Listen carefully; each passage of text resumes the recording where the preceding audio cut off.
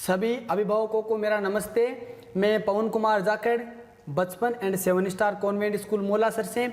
आज मैं आपको जो नई शिक्षा नीति आई है उसके में क्या क्या बदलाव किए गए हैं पुराने और नए में, उसके बारे में मैं आपको बताने वाला हूँ।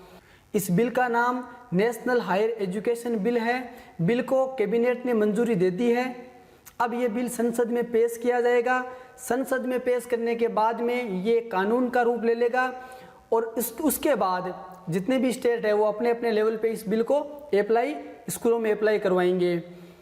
इस बिल को बनाने में कई लोगों की राय भी ली गई, कई लोगों से पूछा गया, अभिभावक, टीचरों, कई लोगों से इसमें राय ली गई। आइए सुनते हैं किन किन लोगों की इसमें राय ली गई। कि पूरी दुनिया में शायद इससे बड़ा परामर्श, विचार विमर्श कभी नहीं हुआ होगा। इतना बड़ा नवाचार ये दुनिया के लिए एक उदाहरण है। जब किसी नीति पर देश के कोने कोने से, अभिभावकों से, छात्रों से, अध्यापकों से, विशेषज्ञों से, शिक्षाविदों से, राजनीतिज्ञों से, जनप्रतिनिधियों से और यहाँ तक कि 1,25,000 ग्राम समितियों से विचार विमर्श किया गया हो। यह बिल अगले सेशन यानी 2021-2 से अप्लाई हो सकता है, यानी अगले सेशन से ये सभी जगह लागू हो जाएगा।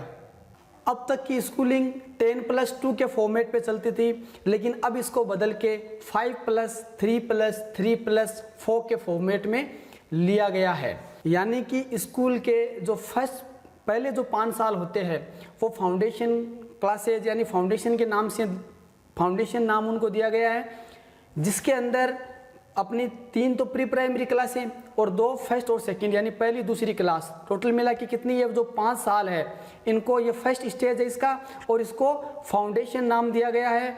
इसके अंदर बच्चा जो है आपका, उसके बेस पे ध्यान दिया जाएगा, बच्चे के बेस को स्ट्रॉन्ग किया जाएगा, बच्चे की एक नींव को मजबूत किया जाएगा। और इसमें जो बैग का बोझ है बच्चे का वो भी बिल्कुल कम कर दिया जाएगा, यानी किताबें कम से कम, खेल खेल के अंदर बच्चे को पढ़ाने में, सिखाने में ज़्यादा महत्व दिया गया है। इसके बाद अगले 3 साल यानी जब बच्चा क्लास 3rd, 4th, 5th, तीसरी, चौथी, 5वीं में जब होता है, उसका एक अलग स्टेज बनाया गया है जिसके अंदर बच्चों का भविष्य तैयार किया जाएगा। और ये जो 5वीं तक की पढ़ाई है, 5 साल वो, 3 साल ये, यानी ये 8 साल तक के जो है ये भी बताया जा रहा है कि जो मातृभाषा है बच्चों की, जो मदर टंग है, जो बच्चों की मातृभाषा है, मदर टंग है, उसी में ये करवाई जाएगी। 5वीं तक की जो क्लासें हैं, स्कूलिंग है वो। इसके बाद अगले 3 साल मिडिल स्टेज माने जाएंगे, जिसमें क्लास 6, 7th, 8th तक के बच्चे शामिल होंगे। और इसमें एक निश्चित पाठ्यक्रम कर दिया जाएगा।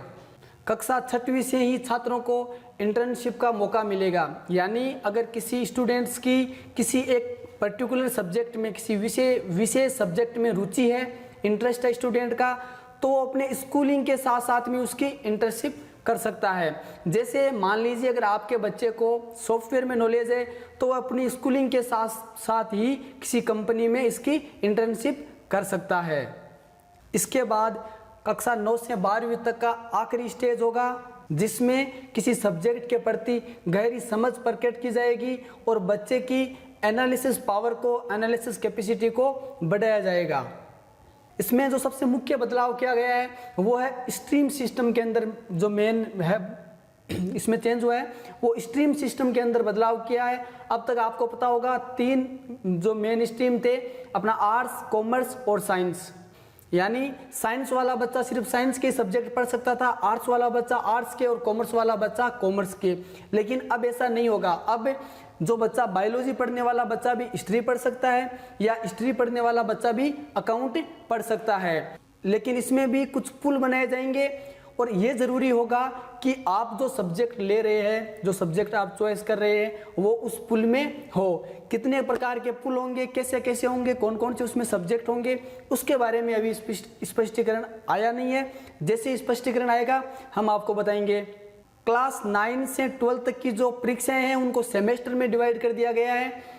1 साल के अंदर डबल सेमेस्टर है, 2 सेमेस्टर रखे गए हैं। बच्चों के रिपोर्ट कार्ड को 360 डिग्री असेसमेंट के आधार पर बनाया जाएगा, यानी फाइनल मार्क्स देते समय बच्चे की मानसिक क्षमता और उसके व्यवहार को भी ध्यान में रखा जाएगा।